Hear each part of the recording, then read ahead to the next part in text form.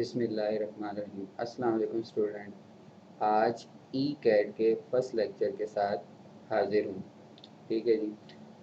और ये first lecture हमारा फर्स्ट सेकंड ईयर की बुक सेकंड ईयर की बुक का चैप्टर नंबर 1, जिसमें हम डिस्कस करेंगे एक्सरसाइज 1.1 और 1.2 को। ठीक है जी। इसमें हमारा जो मेन टॉपिक है वो है फंक्शन। फंक्शन क्या होता है जी? A function f from a set x to a set y is a rule or correspondence that assign to each element in x a unique element in y। यानी हमारे पास two sets होंगे x और y। Set x का हर एक element set y के एक element के साथ अपना इमेज बनाएगा। ठीक है जी। तो इसके बाद सेकंड डेफिनेशन उसकी है कि if a variable y depends on a variable x is such way that each value of x determines exactly one value of y, then y is called function of x। ठीक है जी। इसको function की definition कहते हैं। जैसे कि MCQs number 1 में पूछा गया हुआ है कि if a variable y depends on a variable x is such a way that each value of x determine exactly one value of y, तो then y is called, तो क्या कहते हैं जी? Independent variable. ए ऑप्शन में, B option में not a function, C option में function और डी ऑप्शन में आपके पास नन ऑफ दिस की है। तो चूंकि इसको फंक्शन कहा जाता है और ये फंक्शन की डेफिनेशन है, तो सी ऑप्शन में लिखा हुआ है फंक्शन, तो इसका आंसर सी ऑप्शन होगा। ठीक है। अब अगर एमसीक्यूज नंबर 2 की तरफ मूव करें, इसमें लिखा हुआ है जी क्या? The term function was introduced by, यानी वो कौन मैथमेटिशियन था जिसने फंक्शन का लफ्ज यूज किया था? हाँ जी, ऑप्शन ए में लिखा हुआ है आइलर, बी में लिखा हुआ है लेबनिज, सी में लिखा हुआ है कॉशी और डी में लिखा हुआ है न्यूटन। ठीक है जी। तो लेबनिज जर्मन मैथमेटिशियन था जिसने सबसे पहले फंक्शन का वर्ड यूज किया था। ठीक है जी। तो बी ऑप्शन में लेबनिज लिखा हो तो इसका आंसर बी ऑप्शन हो गया। अब थर्ड एमसीक्यूज की तरफ मूव करते हैं।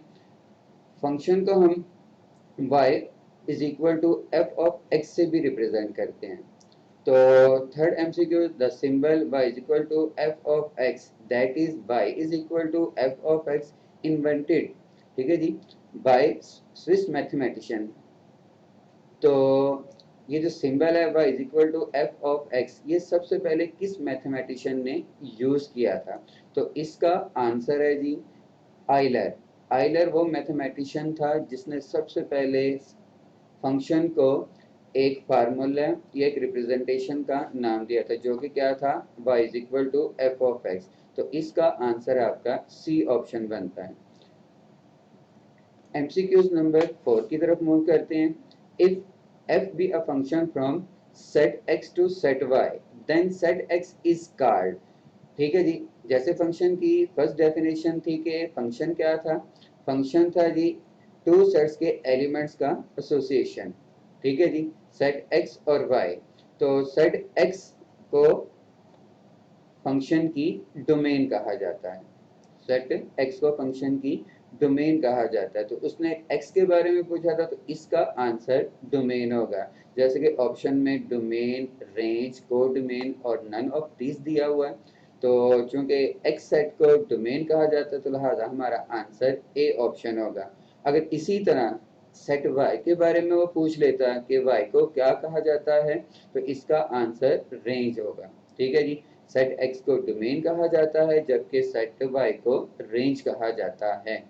अब हम मूव करेंगे एमसीक्यूज नंबर 5 की तरफ, जिसमें लिखा हुआ है जी कुछ यूं कि if y is an image of x under the function of f we write it as. तो फंक्शन को कैसे लिखा जाता है? जैसे कि आइलर ने कहा था कि फंक्शंस को लिखने का एक वे है जी क्या, कि y is equal to F of x। ठीक है जी। तो इसका आंसर हमारे पास y is equal to F of x होगा, जो जिसको किस ऑप्शन में दिया गया हुआ है उसको चेक कर लेते हैं। हाँ जी, ए ऑप्शन में हमारे पास है जी x is equal to F of y। B option में y does not equal to f of x और सी ऑप्शन में दिया हुआ है जी y is equal to f of x। चूंकि y इमेज था इसलिए y is equal to f of x ये इसकी रिप्रेजेंटेशन है, तो ये ही इसका आंसर होगा। अलबत्ता डी ऑप्शन देखें तो उसमें सिर्फ लिखा हुआ है y is equal to f of y is equal to x लिखा हुआ है, तो इसलिए हमारा आंसर सी ऑप्शन होगा। अब एमसीक्यूज नंबर 6 की तरफ मूव करते हैं। If y is equal to f of x हो then the variable x is called. हाँ जी, ठीक है जी, अगर y is equal to f of x function हो तो x को क्या कहा जाता है। अब इस फार्मूले में हमारे पास टू वेरिएबल्स इन्वॉल्व हैं, एक y और दूसरा x।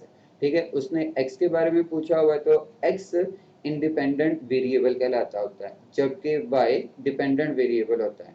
अब चूंकि उसने x के बारे में पूछा हुआ है तो ऑप्शंस में देखते हैं कि कौन सी ऑप्शन है जिसमें लिखा हुआ है इंडिपेंडेंट वेरिएबल।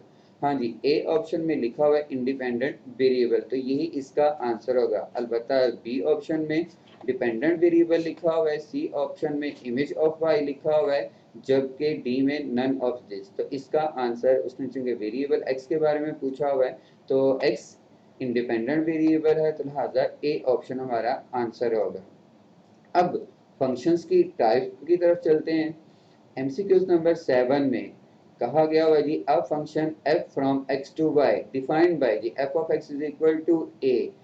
ठीक है जी, for all x belong to x and a belong to y is card. तो अगर y is equal to f of x is equal to a है तो इस टाइप का फंक्शन क्या कहलाता है। और आमतौर पर ये जो अल्फ़ाबेट्स ए बी और सी हैं इनको कांस्टेंट कंसिडर किया जाता है। तो किसी फंक्शन के अगर में कांस्टेंट ही सिर्फ इन्वॉल्व होगा तो वो आपका कांस्टेंट फंक्शन होगा। तो अब अगर 7 एमसीक्यूज की ऑप्शंस की तरफ मूव करें तो ए ऑप्शन है जी इम्प्लिसिट फंक्शन, बी ऑप्शन है इनवर्स ऑफ इनवर्स है, सी ऑप्शन है कांस्टेंट और जबकि डी ऑप्शन है आइडेंटिटी फंक्शन। चूंकि ये कांस्टेंट फंक्शन है तो सी ऑप्शन में कांस्टेंट फंक्शन दिया हुआ है। 8 एमसीक्यूज की तरफ मूव करते हैं। कहते हैं जी if f is a function from R to R defined by f of x is equal to 7। 7 चूंकि एक नंबर है, कांस्टेंट है, for all x belongs to R तो इस टाइप के फंक्शंस को क्या कहा जाएगा। तो अगेन ये आपका कांस्टेंट है 7, तो इसको भी कांस्टेंट फंक्शन कहा जाएगा जी। ठीक है, जो कि ऑप्शन में चेक करते हैं किस पोजीशन पे है। ए ऑप्शन में लिखा हुआ है इम्प्लिसिट फंक्शन, बी में इनवर्स, सी में कांस्टेंट और डी में आइडेंटिटी लिखा हुआ है। ठीक है जी, तो चूंकि f of x is equal to 7, 7 एक कांस्टेंट है, ओवरऑल कांस्टेंट फंक्शन होगा तो सी ऑप्शन इसका आंसर होगा। 9 एमसीक्यूज में the function of the form y is equal to f of x is equal to log ax दिया हुआ है इस कार्ड। ठीक है जी, तो इस f of x is equal to log A X लिखा हुआ है तो इसको किस टाइप का फंक्शन कहा जाता है। तो अगर ऐसा फंक्शन जिसमें लॉग इन्वॉल्व होगा तो वो आपका लॉगरिथमिक फंक्शन कहलाएगा। ठीक है, अब ऑप्शन की तरफ मूव करते हैं तो फर्स्ट ऑप्शन में यानी ए ऑप्शन में कांस्टेंट दिया हुआ है, बी में एक्सप्लिसिट दिया हुआ है, डी में एक्सपोनेंशियल है और डी में लॉगरिथम है जी। ठीक है, तो इसका answer d option logarithmic function है। ठीक है, अब मूव करते हैं एमसीक्यूज नंबर 10 की तरफ, जो भी एक डेफिनेशन है जी। क्या है, the function of the form f of x is equal to E raise power x natural log 2 है, जिसको हम सिंपल 2 की पावर x भी लिख सकते हैं। तो ये किस टाइप का फंक्शन है जी। ठीक है, ऐसा फंक्शन जिसमें वेरिएबल पावर में या एक्सपोनेंट आ जाए तो इसको एक्सपोनेंशियल फंक्शन का नाम दिया जाता है। ऑप्शन में देखें तो ए दिया हुआ है ये कांस्टेंट, बी दिया हुआ है एक्सप्लिसिट, सी दिया हुआ है एक्सपोनेंशियल और डी दिया हुआ है लॉगरिथम। चूंकि वेरिएबल पावर में है तो इसको एक्सपोनेंशियल फंक्शन का नाम दिया जाता है जी। ठीक है, अब एमसीक्यू नंबर 11 की तरफ मूव करते हैं। एमसीक्यू नंबर 11 में भी डेफिनेशन है जी a function f from x to y defined by i of x is equal to x है जी, for all x belong to x is card. ठीक है जी, तो I of x is equal to x है, तो ये किस टाइप का फंक्शन है? तो ऐसा फंक्शन जिसमें आप जो वैल्यूज असाइन करें आंसर भी वही वैल्यूज मिले, तो उसको आप आइडेंटिटी फंक्शन का नाम देते हो। ठीक है जी। I of x is equal to x, यानी मैं एक्स की अगर वैल्यू 1 पुट करूंगा तो मुझे फंक्शन आई ऑफ एक्स का आंसर 1 मिलेगा।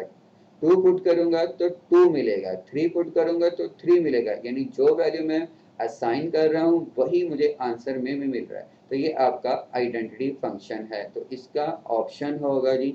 चेक करते हैं, ऑप्शन की तरफ मूव करते हैं। तो ए ऑप्शन में आइडेंटिटी लिखा हुआ है, बी में लीनियर, सी में क्वाड्रेटिक और डी में कांस्टेंट लिखा हुआ है। तो ये चूंकि आइडेंटिटी फंक्शन है जो कि ए ऑप्शन है, तो लिहाजा ए इसका आंसर होगा।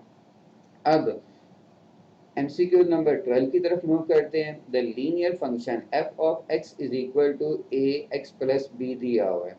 ठीक है जी। कहता है ये एक आइडेंटिटी फंक्शन होगा कब? ठीक है, आइडेंटिटी फंक्शन में क्या था कि सिर्फ x ही होना चाहिए। अब मेरे पास जो फंक्शन है f of x is equal to A x plus B है, तो इसमें b को तो पहले ख़त्म होना चाहिए। तो b कब ख़त्म होगा? जब ये 0 होगा। ठीक है ना। और a अगर 1 हो जाए तो सिर्फ x आ जाएगा। अब हम इसकी ऑप्शंस की तरफ मूव करते हैं।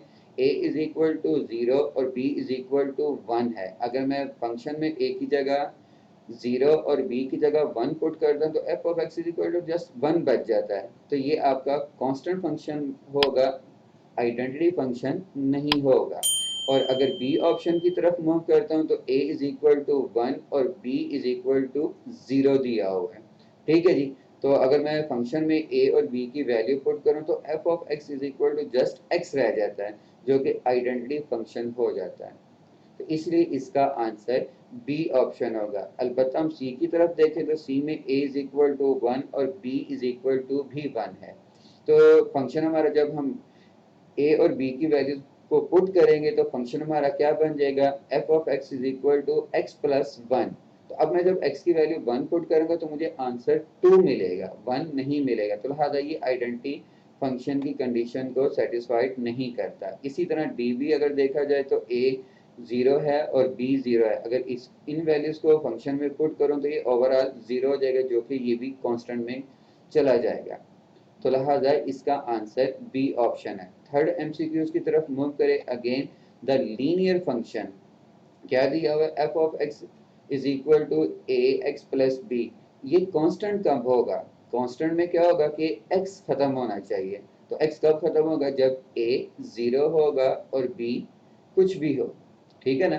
तो लिहाजा ये फंक्शन कांस्टेंट फंक्शन कब होगा? ऑप्शन की तरफ मूव करते हैं।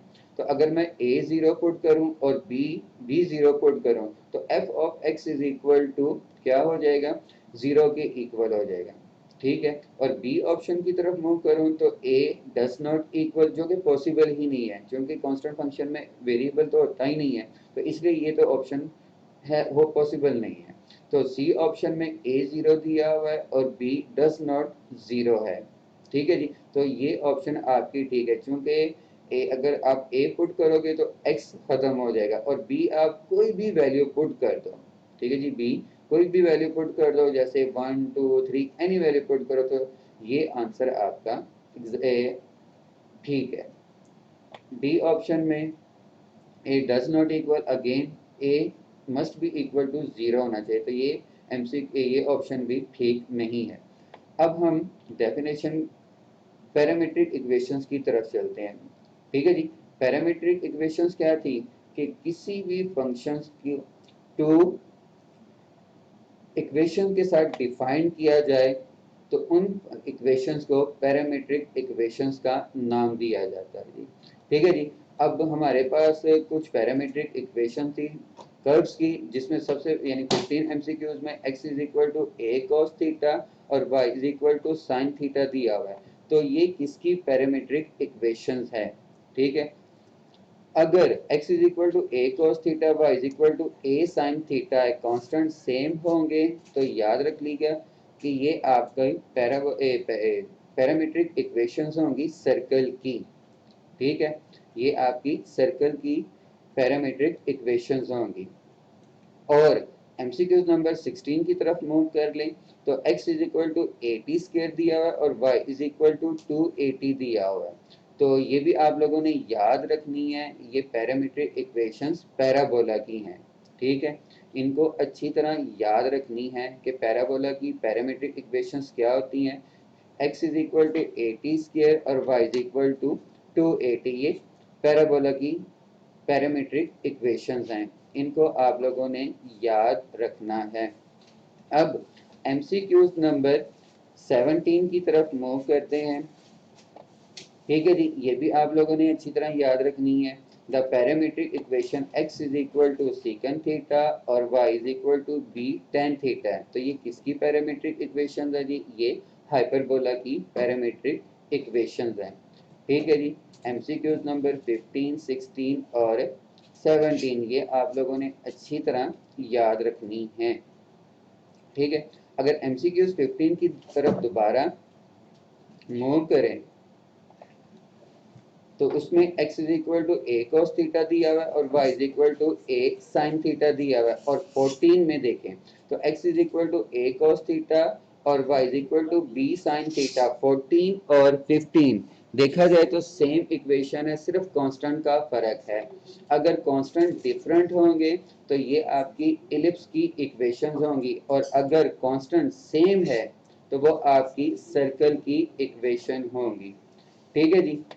तो एमसीक्यूज नंबर 14, 15, 16 और 17 ये आप लोगों ने अच्छी तरह याद रखनी है कि ये पैरामीट्रिक इक्वेशन जो हैं किसकी हैं। अब एमसीक्यूज नंबर 18 की तरफ मूव करते हैं। एफ एक्स दिया हुआ जी square root of cos of 2 pi sine of x, कहता है जी then find the value of pi by F of pi by 2। तो एफ पाई बाय 2 की वैल्यू क्या होगी? ऑप्शन में 1, बी में -1, सी में 0 और डी में √2 दिया हुआ है जी। इसको थोड़ा सा सिंप्लीफाई करें तो F of x is equal to हमें गिवन था जी square root of cos of 2 pi sine x. तो मैंने वैल्यू फाइंड आउट करनी है जी एफ ऑफ पाई बाई 2 की। तो जस्ट आप लोगों ने क्या करना है, x की जगह पाई बाई 2 पुट कर देना है। जब x की जगह पाई बाई 2 पुट करके तो हमारे पास एक्सप्रेशन बनता है जी cos of 2 pi sine pi by 2। तो साइन पाई बाई 2 किसके इक्वल हुआ करता था? 1 के इक्वल हुआ करता था, ठीक है जी। तो साइन पाई बाई 2 जब 1 आप एक्सप्रेशन में पुट कर दे तो आपके पास बाकी बचता है कॉस ऑफ 2 पाई, ठीक है। और cos ऑफ 2 पाई की जो वैल्यू होती है वो 1 होती है। तो आपका मजीद आंसर स्क्वायर रूट ऑफ 1 हो गया, और स्क्वायर रूट ऑफ 1 1 के इक्वल होता है। तो इसका आंसर क्या आ गया? 1, जो कि ऑप्शन ए में दिया हुआ है। तो ए ऑप्शन इसका आंसर होगा। अब एमसीक्यूज नंबर 19 की तरफ मूव करते हैं जी। क्या दिया हुआ है? If P is a parametric if P is the parameter of a square and A its area, ठीक है जी, then P is equal to, तो P किसके इक्वल होता है? ठीक है जी, P किसके इक्वल होता है? तो याद हो P पैरामीटर है, और पैरामीटर क्या था? सम ऑफ साइड। तो सम ऑफ साइड स्क्वायर में कितनी साइड्स होती हैं? 4।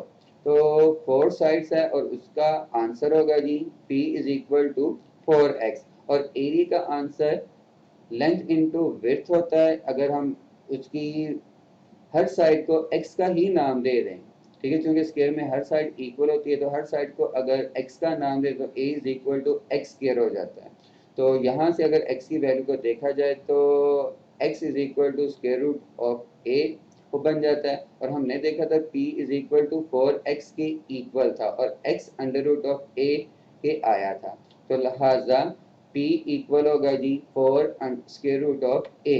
तो इसका answer p is equal to 4 under root of a है जी। तो ऑप्शंस में हमारे पास square root of a, b में square 2 square root of a है, c में 3 स्क्वायर रूट ऑफ a है और d में 4 स्क्वायर रूट ऑफ a है। तो d इसका ऑप्शन है। इसी तरह एमसीक्यूज नंबर 20 है कि if A is the area of a circle and C is the circumference, ठीक है, then A किसके इक्वल होगा? याद हो सर्कल के एरिया का फार्मूला हुआ करता था क्या, पाई आर स्क्वायर, ठीक है। और सरकमफेरेंस का फार्मूला हुआ करता था 2 pi r, 2 pi r circumference को।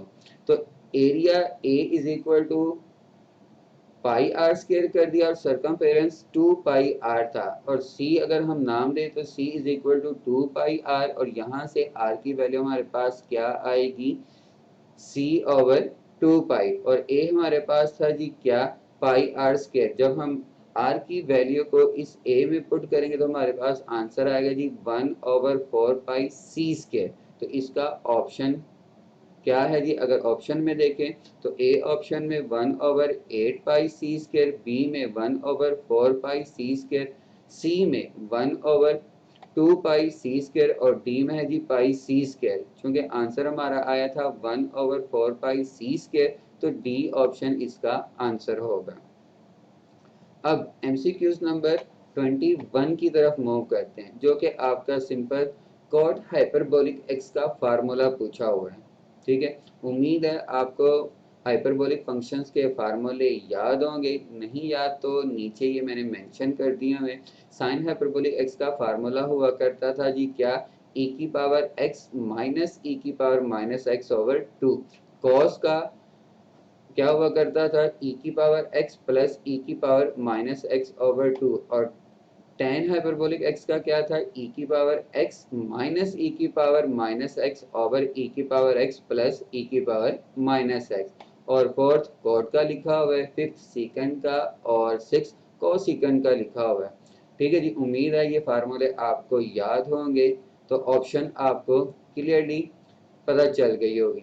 तो उसने किसका फार्मूला पूछा हुआ था एमसीक्यू नंबर 21 में, कॉट हाइपरबोलिक ऑफ एक्स का, जो कि क्या है जी, e की पावर x प्लस e की power minus x over e की पावर x माइनस e की पावर माइनस एक्स है जी, ठीक है जी।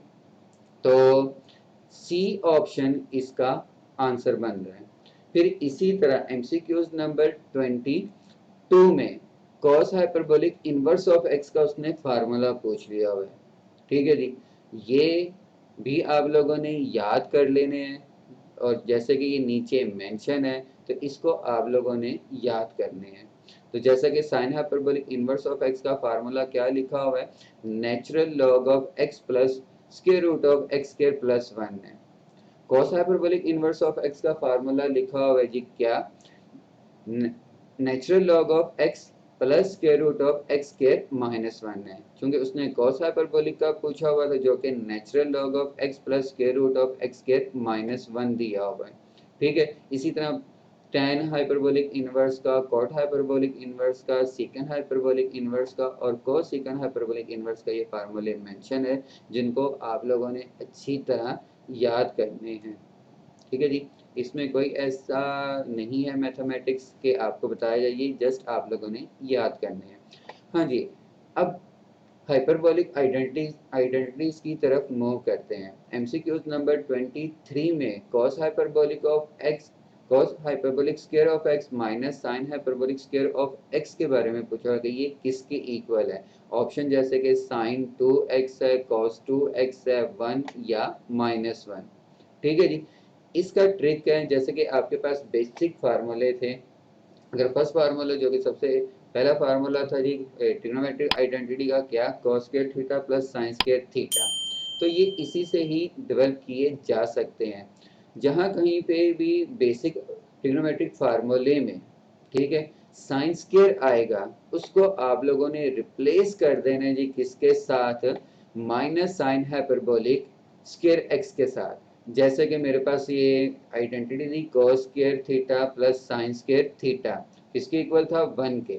तो आप लोगों ने जस्ट साइन स्क्वायर को रिप्लेस करना है माइनस साइन हाइपरबोलिक स्क्वायर के साथ, बाकी आइडेंट रेशियो एज इट इज रहेंगी। यानी कॉस स्क्वायर थीटा था तो ये कॉस हाइपरबोलिक स्क्वायर एक्स आ जाएगा, प्लस साइन स्क्वायर थीटा था तो साइन स्क्वायर थीटा को जस्ट आप लोगों ने चेंज कर देना है, रिप्लेस कर देना है। तो क्या होगा फिर मेरे पास बचा, cos hyperbolic square x minus sine hyperbolic square x किसके इक्वल होता है, 1 के इक्वल होता है। तो अब इसकी ऑप्शन फिर कौन सी बनी, ए ऑप्शन में साइन 2x था बी ऑप्शन में cos 2x था और सी में दिया हुआ है जी 1।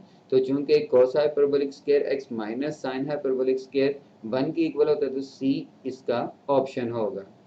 अब एमसीक्यूज नंबर 24 की तरफ मूव करते हैं। क्या दिया हुआ है, सेकंड हाइपरबोलिक स्क्वायर एक्स का उसने फार्मूला पूछ लिया हुआ है। तो अगेन आपको याद होगा बेसिक ट्रिग्नोमेट्रिक आइडेंटिटी का फार्मूला जो कि 1 plus tan square theta is equal to secant square theta था। ठीक है जी, था। तो tan का फार्मूला हुआ करता था साइन ओवर कॉस। तो अभी मैंने बात की कि जहाँ पे साइन स्क्वायर होगा उसको आप लोगों ने रिप्लेस करना होगा माइनस के साथ। ठीक है, उस रेशो को रिप्लेस करना होगा माइनस के साथ। तो चूंकि tan में भी साइन स्क्वायर, tan स्क्वायर में भी साइन स्क्वायर इन्वॉल्व होता है, तो फिर ये फार्मूला क्या हो जाएगा जी, 1 plus minus tan hyperbolic square of x is equal to secant hyperbolic square के। ठीक है, तो यहाँ से मेरे पास 1 minus tan hyperbolic square x is equal to secant hyperbolic square x के इक्वल हो जाएगा। यानी दिस इंप्लाइज दैट अगर सीकंड हाइपरबोलिक स्क्वायर x को देखा जाए तो ये 1 minus tan hyperbolic square x के इक्वल हो जाएगा। ठीक है, तो ऑप्शन में हमारे पास C जिसमें दिया हुआ जी tan hyperbolic inverse of x minus 1 के, जबकि बी ऑप्शन में 1 minus tan hyperbolic square of x के, ए में 1 plus tan hyperbolic square of x दिया हुआ है। तो आंसर में हमारे पास क्या आ रहा था, 1 minus tan hyperbolic square of x, जो कि आपकी बी ऑप्शन बन रही है। और एमसीक्यूज नंबर 26 ये आपके लिए मैं छोड़ देता हूँ, आप लोग खुद इसको वेरीफाई कीजिएगा कि क्या इसका आंसर हो सकता है। अब 26 एमसीक्यूज की तरफ मूव करते हैं। 26 एमसीक्यूज में डेफिनेशन ही दी गई है कि if f of minus x is equal to minus f of x के इक्वल हो जाए, यानी फंक्शन में से माइनस बाहर आ जाए, तो इस टाइप के फंक्शंस को हम और फंक्शन का नाम दिया करते थे। और अगर माइनस रिमूव हो जाए या इग्नोर हो जाए तो उसको इवन फंक्शन का नाम दिया करते थे। ठीक है जी, तो ये 26 एमसीक्यू जो ये आपका ऑड फंक्शन की डेफिनेशन दी हुई है। तो फिर इसका आंसर ए ऑप्शन में लीनियर है, बी में पीरियोडिक है, सी में इवन है और डी में ऑड है। क्योंकि ये ऑड फंक्शन की डेफिनेशन है लिहाजा डी ऑप्शन होगा। अब 27 पूछा गया होगा कि ये किस टाइप का फंक्शन है, तो ये आप लोग चेक कर सकते हैं किस टाइप का फंक्शन है। इवन या ऑड फंक्शन को चेक करने के लिए क्या किया जाता है, जस्ट एक्स को माइनस एक्स के साथ रिप्लेस किया जाता है। तो आप ये चेक कर लीजिए कि ये किस टाइप का फंक्शन है, ये आपके लिए ही छोड़ दिया है। अब एमसीक्यूज नंबर 28 की तरफ मूव करते हैं जी।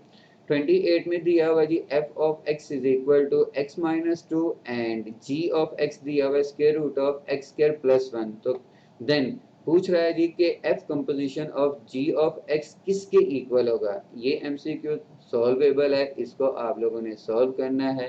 कैसे होगा कि f composition of g of x को हम लिख सकते हैं f of g of x, जबकि g ऑफ x की वैल्यू हमारे पास क्या थी, square root of x square plus 1। तो आप लोगों ने फंक्शन में अब क्या करना है, x की जगह square root of x square plus 1 put कर देना है। तो पुट करने से हमारे पास ऑप्शन बन जाती है square root of plus 1 minus 2। तो जिसका ऑप्शन में देखते हैं जी कहाँ पे आंसर है, तो ए ऑप्शन में ही इसने आंसर दे दिया हुआ है, जबकि बी डिफरेंट है, सी और डी भी। तो ए ऑप्शन इसका आंसर है।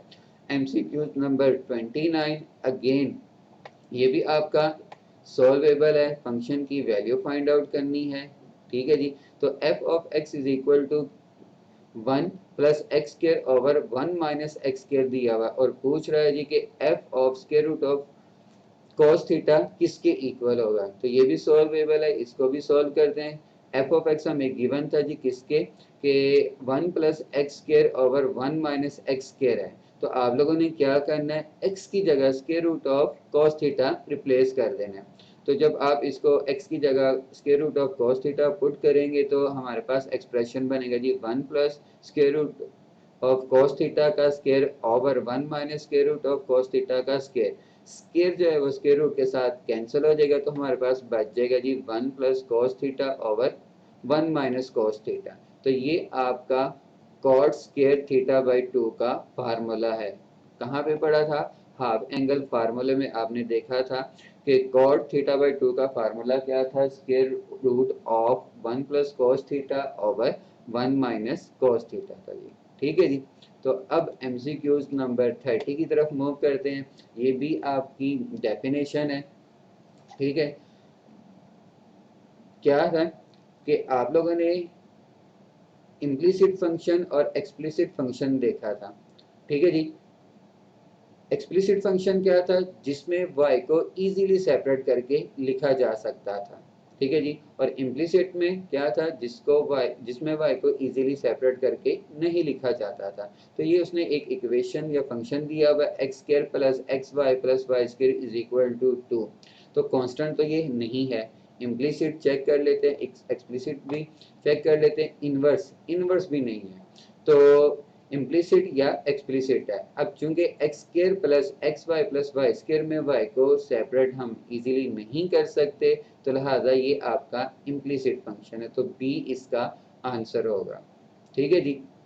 एमसीक्यूज नंबर 31 कहता है जी F of x is equal to minus two x plus six है। तो कहता बताओ g f inverse of x की वैल्यू क्या होगी? तो इनवर्स फंक्शन कैसे फाइंड आउट किया करते थे? फंक्शन को आप y के साथ रिप्लेस किया करते थे और वहां से आप x की वैल्यू फाइंड आउट किया करते थे, जो कि f इनवर्स ऑफ y आती थी। ठीक है जी। तो आप लोगों ने ये चेक कर लेना है कि इसका आंसर कौन सा ऑप्शन होगा। इसी तरह 32 भी वही है कि अगर f of x is equal to tan of x दिया हुआ है, तो then f inverse of 1 over square root of 3 क्या होगा? ठीक है जी। अब f of x tan x दिया हुआ है और इसका tan का इनवर्स क्या होता है जी? tan इनवर्स ऑफ x होता है। जब इस tan इनवर्स ऑफ x में अगर आप x की जगह 1 over square root of 3 put करेंगे, तो f inverse of 1 over square root of 3 आपको याद होगा कि ये 30 हुआ करता था, यानी पाई ओवर 6 हुआ करता था। तो इसका आंसर पाई ओवर 6 जो कि ए ऑप्शन है। ठीक है। एमसीक्यूज नंबर 33 ये भी आप लोग ट्राई कर सकते हैं। ठीक है। और अब एमसीक्यूज नंबर 34 ये जी इम्पोर्टेंट बात है जो कि आप लोगों ने याद रखनी है। ठीक है, कि अगर f of x log of x है, तो log ऑफ x का इनवर्स क्या होता है? Specially natural log of x का, तो ये आपका e की पावर x होता है। ये याद रखिएगा कि नेचुरल लॉग ऑफ x का इनवर्स क्या होता है? e रेज पावर x होता है। ठीक है। जैसे कि अगर 34 एमसीक्यूज में log ऑफ x के इनवर्स के ऑप्शन देखें, साइन x बी ऑप्शन में, sine hyperbolic of x c option में, नेचुरल लॉग ऑफ एक्स और डी ऑप्शन में ई रेज पावर एक्स है। तो नेचुरल लॉग ऑफ एक्स का इन्वर्स ये आप लोगों ने याद रखना है कि ये ई की पावर एक्स होता है। तो इसका आंसर डी ऑप्शन है।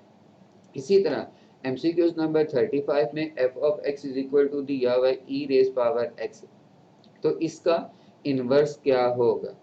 तो एफ इनवर्स ई की पावर एक्स का जो इन्वर्स होता है वो नेचुरल लॉग ऑफ एक्स होता है। नेचुरल लॉग ऑफ एक्स का इन्वर्स ई रेज पावर एक्स होता है। तो ये एमसीक्यूज नंबर 34 और 35 सिमिलर हैं, ये भी आप लोगों ने याद रखना है। ई की पावर एक्स का इन्वर्स क्या होता है? नेचुरल लॉग ऑफ एक्स, जो कि आपकी डी सी ऑप्शन में है। ठीक है जी। अब एमसीक्यूज नंबर 36 में f of x is equal to दिया हुआ जी 3x plus 1 over x minus 1 और इसका इनवर्स फाइंड आउट करना है।